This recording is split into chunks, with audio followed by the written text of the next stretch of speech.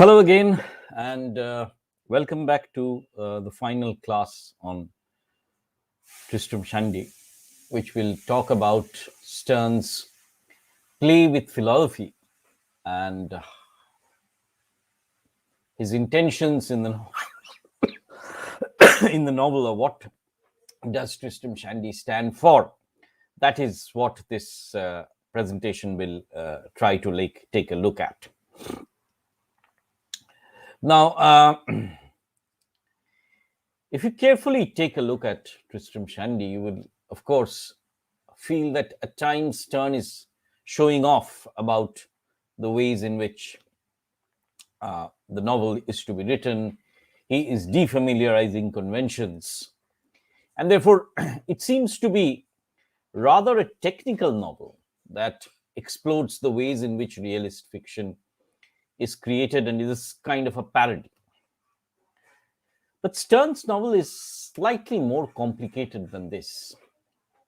Why do I say so? Because Sterne is not only looking at the ways in which the novel is being written, it is also looking very critically, in many ways, at the ways in which the contemporary philosophies are being parodied and a new culture, as it were, is being sort of embodied within the novel. And what I mean by that, I'll try and explain this as I go along, as I share my PowerPoint. So hang on as we sort of take a look at how Sterne looks at two of the most important philosophies of the period, the Lockean philosophy of rationality and the philosophy of Hume about sentiment and sensibility.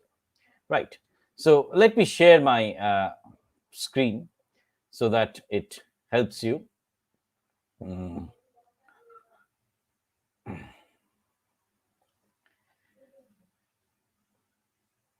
Now, Locke, quite obviously, was one of the most important philosophers of the period. And you had this Lockean idea of rationality, of moving from the simple ideas to the more complex ideas. And Locke was suggesting that, there was a coherent and cogent process through which one moved from the simple ideas to the complex ideas. So simple ideas, they came together in a kind of a coherent pattern to arrive at certain complex ideas. So the other idea that Locke was suggesting was that language was transparent and could convey a reality, right? So what Sterne takes from Locke is not the coherent pattern of the association of ideas, that ideas are associated in a coherent linear pattern. That is the basis of the rationality of Locke. But Sterne actually takes from Locke a principle of association of ideas which is random. And this is what Locke has to say. Locke says that ideas that are themselves not at all of kin come to be so united. Let me just give me a moment. Just a second as I sort of highlight this PowerPoint. Right, ideas that are in themselves not at all of kin come to be so united in a man's mind that it is very hard to separate them. So Locke is saying that ideas come together randomly, which cannot be sorted out and which are very different. They always keep company, and no sooner at any time comes into the understanding, but its associate appears with it. So, ideas, as it were, come in clusters of randomness. And if they are more than two, which are thus united, the whole gang, always inseparable, shew themselves together. So what is Locke saying? Locke is saying that, ideas are jumbled up and they come in that jumble in a cluster. And what does Sterne do? Sterne uses this theory of Locke as this theory of association of ideas of Locke as the basis for his random narrative, so that it can meander along in clusters all around the place. But you have to understand that, and therein lies this trick and parody of Sterne, that Sterne is not actually drawing a kind of a fictional equivalent of the essay of understanding, because this theory of association of ideas for Locke is not associated with the normal rational mind. He associates this rather with a species of madness. And this is part of a footnote in Locke. So Locke suggests that in the rational mind, there will be clear division of ideas in a pattern. And in the mad mind, in the irrational mind, the entire sequence of ideas will be jumbled up so that the insane individual does not possess rationality. What Sterne does is he takes this footnote from Locke about insanity, about madness, about incoherence of the mind, and puts it at the center of the novel, and therefore kind of makes this the central point about the novel, and all the time refers to the sagacious Mr. Locke. So what he's doing is he's also parodying Locke and suggesting that this pattern of rationality that Locke suggests, and that is taken as the basis of the sort of rational realist novel, is a misnomer and cannot be applied. Right? So, once again, there's also this association of ideas. For example, the molten wax is associated with semen, and the nose is associated with the penis, and so on and so forth. So that the association of language and the association of ideas jumbles up meaning. What Locke is doing is also, he is talking about language as a possible coherent, cogent referent, right? Locke is suggesting that, language is something that is transparent and then can convey meaning.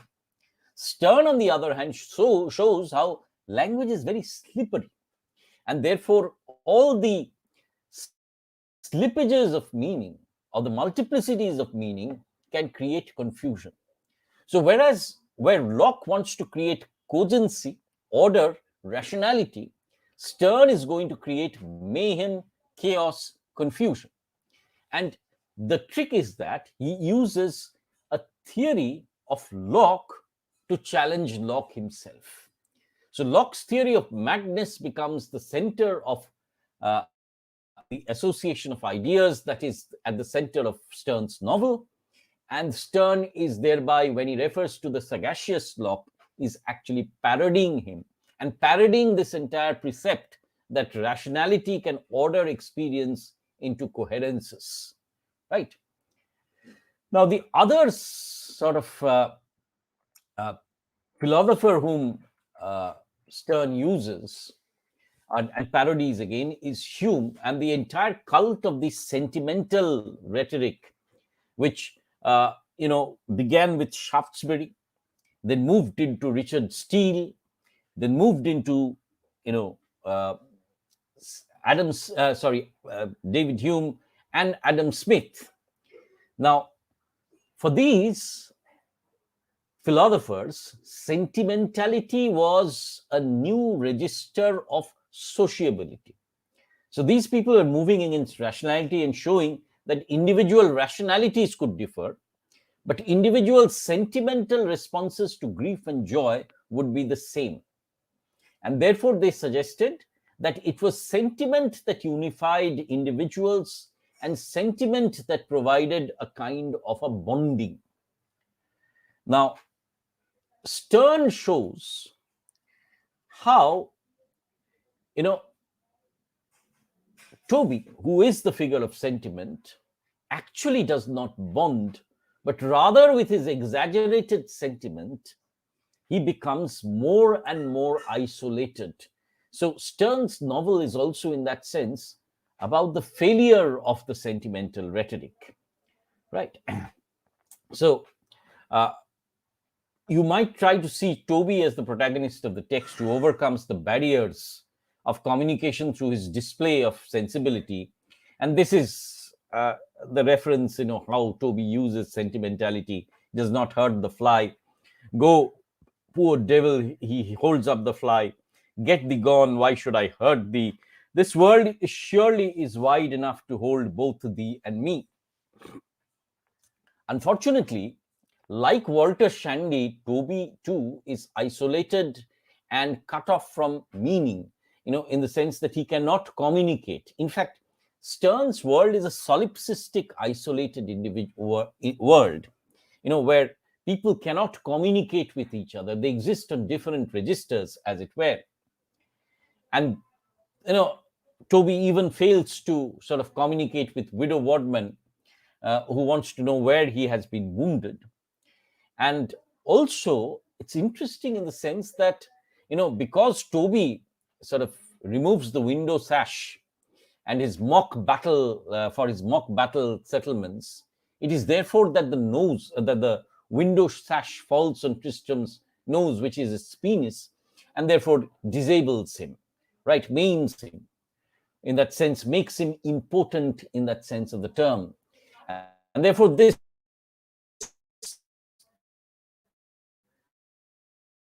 than a kind of rather than as a kind of a deterrent, a kind of a deterrent to communication, to sociability, rather than being an accept.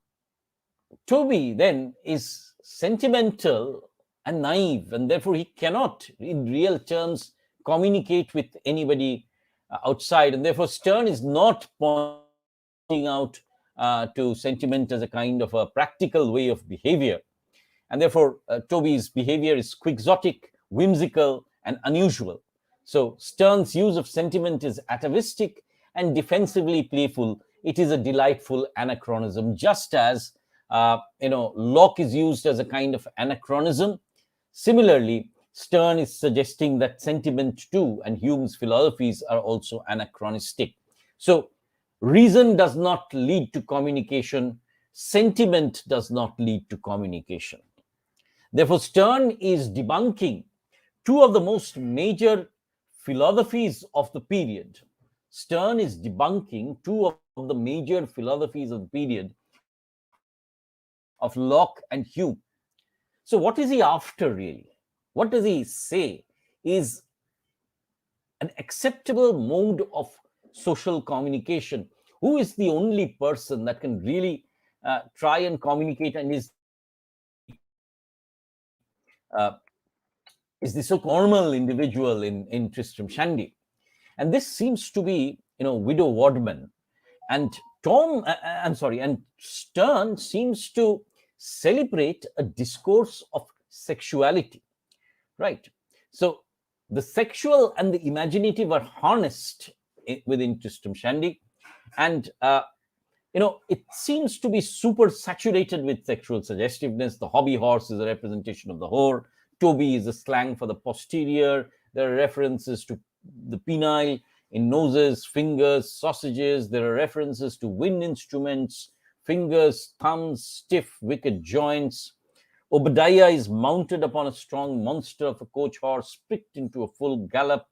And there are masturbatory, allusions when Sterne comments, matter grows under our own hands.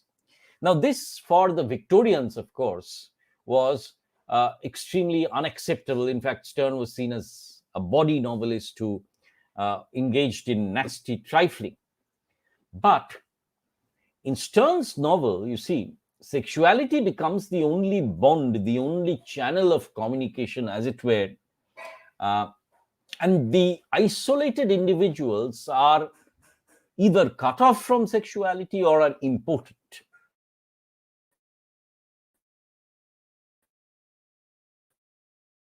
So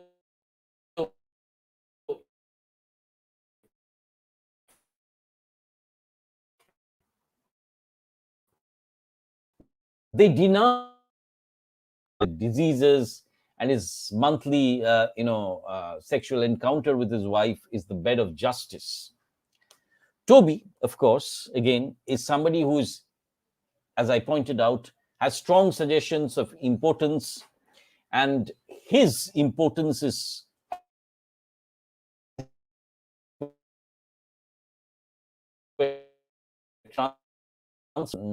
penile function as, and therefore the entire Shandy Hall is isolated, solipsistic, and asexual. Even the Shandy bull is found to be impotent, and therefore there seems to be a complete lack of communication within this. Instead, you have Widow Wadman with her robust youth and sexuality, and Trim and Bridget, who have a healthy sexual intercourse. So Stern is, in that sense, suggesting that sexuality might be a way in which human beings bond with each other, and he's always perversely, making us aware of how, we are continuously aware about our sexualities and we repress our instincts. So he uses innuendo within the novel continuously to make you aware of how aware you are about your own sexualities, right? So, when he says, by the nose I mean a nose and a nose, he is provoking the reader to think about something other than a nose. And therefore, he periodically prods the reader. Fair and softly, gentle reader, where is thy fancy leading thee? If there is any truth in man, by my grandfather's nose, I mean the great external organ of smelling. I mean a nose and nothing more or less. So he's saying, why are you sort of something else? Is it because you are intensely conscious of your sexualities, right? And therefore, Stern's treatment of sexuality is frank, stimulating. He's bringing a taboo subject out of a private closet, scrutinizing it and examining it as a healthy communicating model of everyday behavior, right? So in that sense, you see, Stern and Fielding are very different when it comes to the technique of metafiction, the ways in which the novel progresses, the construction of plot, and so on. But both of them acknowledge quite frankly the centrality of sexuality as part and parcel of human behavior. And therefore, it's also another aspect that the novel is doing. It is bringing in, the element of sex as a franker, more constitutive daily incident of life. The other thing, of course, then that Tristram Shandy celebrates, apart from human sexuality, is also laughter and comedy. After all, this is a novel intended to generate laughter, right? Now, you must remember that this is a man who was writing under the shadow of great suffering, sickness, and death. Stern suffered from sciatica and made him almost immobile, and he also sort of was consumptive, so it led to his death later on. But the fact remains that the more death pursues him, the more Tristram writes, and he talks about a careless kind of civil, nonsensical, good-humored Shandian book. And there's this, ultimately, the idea of a concept of Shandianism in Tristram Shandy. And that is the point of the novel, really. Opens the hearts and the lungs, and like all those affectations which partake of its nature, it forces the blood and vital fluids to run freely into channels, makes the wheel of life run long and cheerfully round. So Shandyism is associated with humor and laughter as a counterpoint to pedagogy or sentiment or Walter Shandy's intellectualism. Stern is arguing for a more robust, vital kind of existence of the sexual, of the humorous, and the enjoyment of life, rather than delving in philosophy and sentiment. He is suggesting a more robust engagement with life with all its cheerfulness. So Stern refuses, therefore, to accept any abstract system of philosophy for communication or for social organization, right?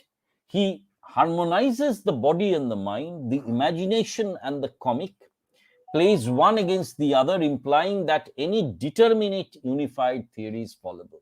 So Stern is suggesting that after all, the Enlightenment society cannot thrive on any one given idea of either rationality or sentimentality as its basis.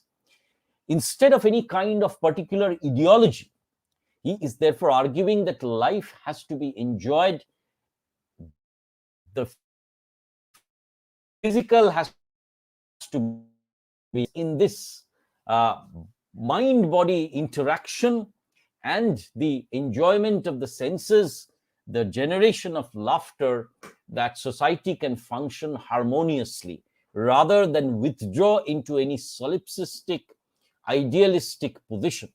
So Stern's book is sort of suggesting that the novel is rooted in life rather than in philosophy, and that it is also rooted in the way in which it narrates life. Now, scholars asked, what did the novel mean? And Stern kept it very open, just as the postmodernists would do. So, in a letter to Dr. John Eustace in 1768, right at the end of his life, he said, "Your walking stick, which had many kind of, the walking stick has the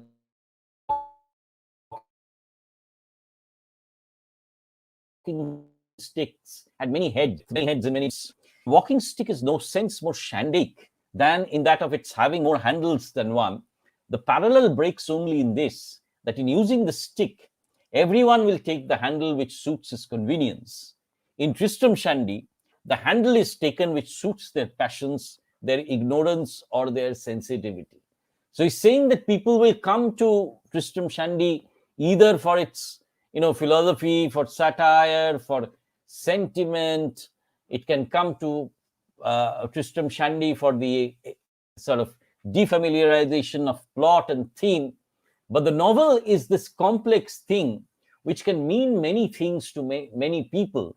So this novel is marked by, as it were, the Bakhtinian sense of the different speech genres coming together to form a kind of a dialogic mesh, right? So Stern is leaving this open to the reader, is giving the reader a more proactive role and suggesting, reader, you formulate what this novel is about. But on the whole, the major point that I would like you to understand is what Stern is doing with the form of the novel. You see, between 1719, from where Defoe starts writing Robinson Crusoe, to 1749, when Tom Jones is being written, the novel is following a kind of a realist path. It is taking its cue from different realist genres and therefore creating a kind of a sense of representation that the novel is contemporary. It is based on real life. It is using real time, real historical events, naming people, in drawing them from different contemporary classes, and therefore providing a kind of a picture, a kind of a sort of reflection of the world, as it were, a kind of a mimetic representation of the world. Now, what Stern has done is he has suggested that the very act of mimesis is an act of recreation, an aesthetic recreation. And what he has done is, through the defamiliarization of time, place, plot, uh, character, the way in which pagination happens, punctuation, what he has done is he has shown that this creation of the craft of the novel is an artificiality, and that the novel is an artificial entity that can successfully resist any unifying philosophical features and is a multiple kind of an object for multiple kinds of readers.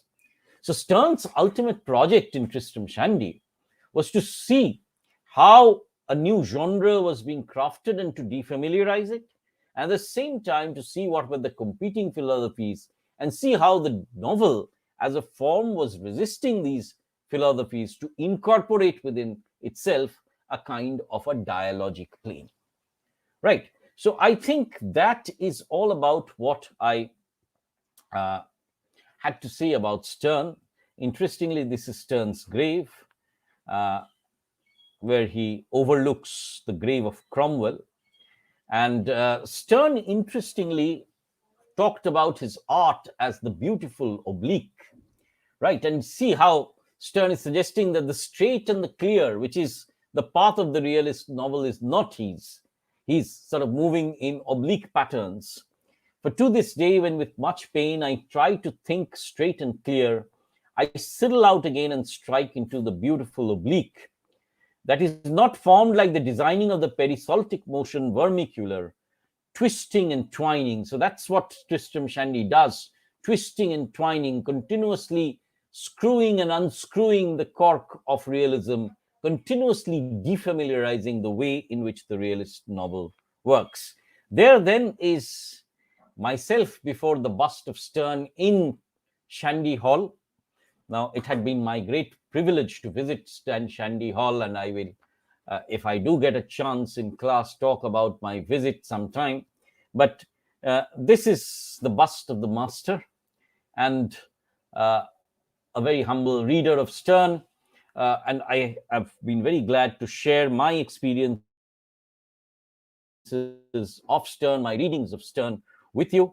So thank you for providing me with this opportunity. Thank you, whoever is listening into these classes. And I do hope that, you will enjoy Tristram Shandy as one of the most typical novels of English literature. Now, uh, next time when you go and see a film, when you go and see a thriller or a tear jerker, think about it as artificial. Think about how the film is being made, how the novel has been crafted, and you will find a little bit of Sterne within you, laughing at the way in which this make-believe world of fiction is conceived of as real. Now, one last question has been posed by Snigdha. Snigdha says, in both cases for Fielding and Sterne, women are marginalized. You are absolutely true in terms of Fielding. Although Sophia does pursue Tom, in Fielding's, the woman is continuously marginalized and seen as a kind of an object of sexuality, who sort of becomes like the femme fatale, who will, the kind of Eve who will sort of deter Tom from attaining his, let us say, prudence. Even Sophia is seen in terms of a prize to be attained rather than wisdom. She and Tom will unite the two estates. So in that sense, yes, in Fielding, of course, the woman is reduced to almost a non-entity. In Sterne also, the woman is, Mrs. Shandy is, of course, completely erased from the novel, as it were. Widow Wadman is slightly more problematic, but she represents only the sexual aspect of the woman. The woman, in fact, is sort of defined by her sexuality, as it were, and therefore no kind of any intellectual prowess or any significant role in the Shandy household. The Shandy household is, overpoweringly male and overpoweringly important and non-communicative. So you were right in that sense of the term, that both of them are give very little scope or space to the woman, even though Sterne is suggesting that Widow Wadman's sexuality is a liberating force. But then once again, it is defining the woman by her presence of the sexual only. So that's a very limited perspective on the woman that Sterne is creating. Right. I hope I have answered many of your questions. You will, of course, face questions in the university papers like, how does Stern play with character, and how does he defamiliarize character and plot? How does he play around with the conventions of realist fiction? How does Stern treat Locke? What is the use of parody in Tristram Shandy? And what is the importance of laughter and sexuality in Tristram Shandy? So these are some of the general questions that are asked, and I'm sure that over the course of these discussions, I have tried to answer many of them. Right then, that then is the course on Stern. We have one small component left, that is a study of Gay's Beggar's Opera, which proves to be even more a fantastic text. You've studied a large number of plays, but I'm quite sure that you will never be studying such an interesting text like the Beggar's Opera. We'll give a break to you tomorrow, and day after tomorrow, we will organize a screening of the Beggar's Opera on Google Meet, with my interventions, of course, where I'd like you to notice a few things. And then we will discuss the text of the Beggar's Opera and the issues surrounding it. Right. So thank you again for being part of this course, and see you once again on Wednesday. Thank you very much.